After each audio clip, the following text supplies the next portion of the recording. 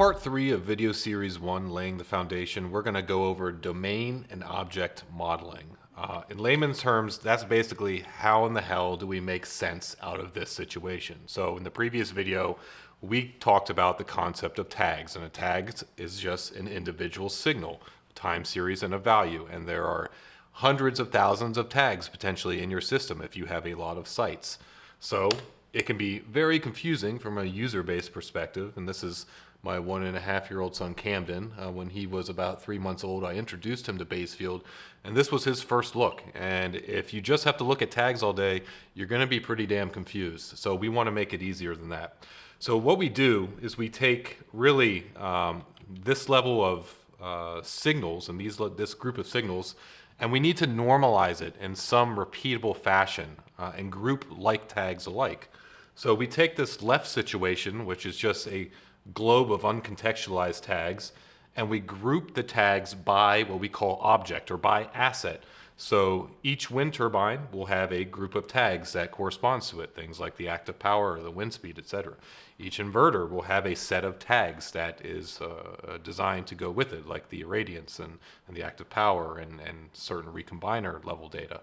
Substations, batteries, all the same. So we group these tags into the objects, and not only that, we attach what we call a model template. Let's say you have 25 Siemens wind turbines at your site. Well, usually all 25 of those will be mapped to some type of Siemens model, which defines the standard metadata about that Siemens turbine. The same with, let's say, a T-mic inverter or an ABB inverter. The same with some type of battery. So not only do we group the tags by object, but we group the tags really by model, so we know what to expect from each type of model. Really, if you look at this from a hierarchical standpoint, we basically take all these objects that I've talked about, and what you can do is actually build a hierarchy and group them into like assets. So let's say we have this beautiful utopian power plant over here that has energy storage, that has wind turbines and inverters. Typically we would model that with, let's say, the group A with all the wind turbines, group B with all the inverters, group C with the batteries, and then maybe group D with all the miscellaneous objects like the substation, the meters, and the met mass. And these would be groupings of all the objects, let's say, of the same model. So if we really open up and look into what this model contains, it contains, let's say, the name and all the metadata. It contains the manufacturer, let's say if this was a GE machine, things like technical data, the cut in, cut out wind speed, the max power. And then really what we'll be going over in the demonstration is the domain point templates. So these are really all the groups of data that belong to this model that are consistent across all, let's say, GE turbines. And the great thing about that is that these models can then help us standardize, let's say, for all wind turbines or all inverters, because we can name this data consistently and then use it in the portal consistently for all the applications. The other thing great about domain models is that if you need to make a change, you can easily roll that out to all the objects or all the assets that are mapped to that model. So if we go back to that turbine example, this is a GE turbine. Let's say I'm a super user. I want to create my own performance calculation for this model. Or if it was an inverter, maybe I want to create my own performance ratio calculation with some type of temperature adjustment that I don't see already made. I can just define that calculation on the model and then with one click kind of roll that out to all the objects that are mapped to that model template. So that's really, from an implementation standpoint and an ease of use, that's really an advantage of looking at things from an object and model-based perspective.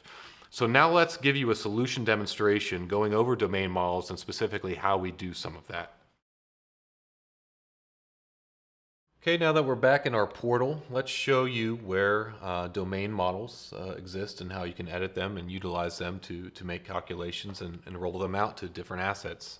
So all our data management tools, again, are in our administration section. So configuration is where you'll find the asset models. When I say asset models or domain models, I'm saying the same thing. So sorry for the confusion. We kind of call them a little bit of both sometimes. So again, an asset model is a quote unquote digital twin, so to speak, of a physical asset on your sites that is producing data. So it could be of any type, of any object type, an inverter, a turbine, a met mast, a weather station, a battery. It could be anything that's producing data, right? And we then organize all the data that it's producing into this asset model and also link it with the metadata about that asset. So if I just click, let's say, a GE wind machine, you can have all the metadata about this machine. You can have upload a custom image. You can upload your custom performance curves, which for wind would be power curves. This contains also all the alarm and event data that is standard with this model. So no matter what type of model it is, whether it's an inverter or a wind turbine, we'll have a whole alarm template, which we'll get into in part 4 of this video series, but all those are attached to the domain model as well. And we'll specifically be looking at today some of these point templates. So point templates are basically libraries of common tags. For example, you might want to store all your individual performance calculations in one point template. You might want to install all your raw OPC data in one point template, because then you can use that template, let's say, for another site or for an easier rollout of that asset model. And you can either edit the point template here, or just to show you another way you can get to this screen, maybe more intuitive. If you go into our object manager, you'll see a hierarchical view of your fleet. And you can really drill into then the individual sites and see the objects and what model that they're mapped to. So this is also where you can change what model an individual asset is. So to get back to that screen, let's say if I drill into my wind farm 4, you can see I have a lot of GE 10325s, and I can just click and you can see now I'm back into that asset or domain model screen, which I showed you before. So let's have a real world example here where I'm a super user and I want to create something super configurable and in my own custom calculation. We can do this by a domain point. So maybe first I want to organize some new calculations that I'm testing out or trying out. I'm going to add a template. I'm going to call this Brad's Cool Calculations, and a little acronym. Acronym is just kind of a label, a keyword for it. I'm going to save that template. You can see I've created now a new library for my cool stuff I'm about to try. I'll probably break the system, right? You can see right now there's nothing in it. There's no calculations. There's no raw data in it. But I'm going to add now a point. I'm going to add a calculation. And we're just going to do something simple. I'm going to make a simple binary 1 or 0 tag that will be a value of 1 when the wind speed is below 3.5 meters a second, and if the machine, the active power, is below 0. So it's going to be a calculated point. And in calculations, we have really 2 different types in Bazefield, and we have all this in our portal documentation. We won't get into it too much here, but an online calculation is a calculation that will trigger and fire immediately when one of the inputs of the calculation changes. So this is useful for like operational state calculations, where if any input to that calculation changes, then we need to create a new value in the calculation. Interval calculations are calculations that occur on a schedule or an interval. So if we wanted a 10-minute or a 600-second interval, I would just add 600 there. And now we just need to add our expression. And our expression can be really any type of logic, any type of math that we want to do. And I have just one saved here, which kind of represents what I just described, where I'm saying if the active power domain point, which is just, this is a shorthand notation for it, is less than 0 and the wind speed is less than 3.5, then I'm going to give a value of 1. Otherwise, I'm going to give a value of 0. So this could physically represent, oh, the machine is down in low wind and I want to create some type of, maybe alert for it eventually, or I just want to be able to measure that value. So here's the template. It's in Brad's Cool Calculations. And I'm going to go ahead and give this one a test out. It looks good. I hit OK. You can see I've successfully added that point. And when I go into it, I can now see that point. And I can always go back and edit it, etc. But now when I drill into this point, there's no physical individual tags created for any object. So what I need to do next, if I want to physically create this calculation across, let's say, all the GE 103 fleet, is I click this and then say Update Tags.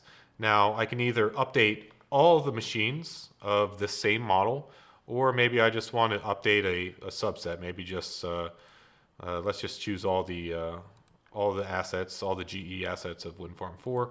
I hit OK, and then it's wheeling here. And this might take, it depends on how many assets you're updating. It could take 30 or 60 seconds, but you can see now I've got a little indicator here, created, updated 20 tags successfully. So the cool part about that is now that those tags have been created, I can drill in and I can see tags of a certain naming convention have been added, all with this logic. So that's kind of how to roll out calculations. And now these tags and these calculations can be used across all the applications. You can add these in dashboards. You can make trends of these tags. You can recalculate these tags. You can search for them in the tag manager, for example. So if I just say I want to look, go back and let's go to my tag manager, and I'm going to choose wind farm 4, and search for those trigger tags.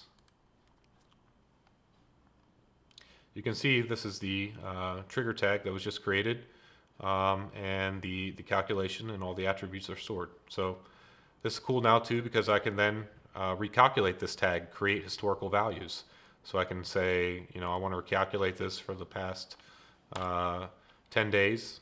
That'll create a job to recalculate it. I could have done that also for all of those low wind tags. I just did it for one. So that's kind of how you can create data and how to create calculations and how you specifically use domain models and point templates to do that.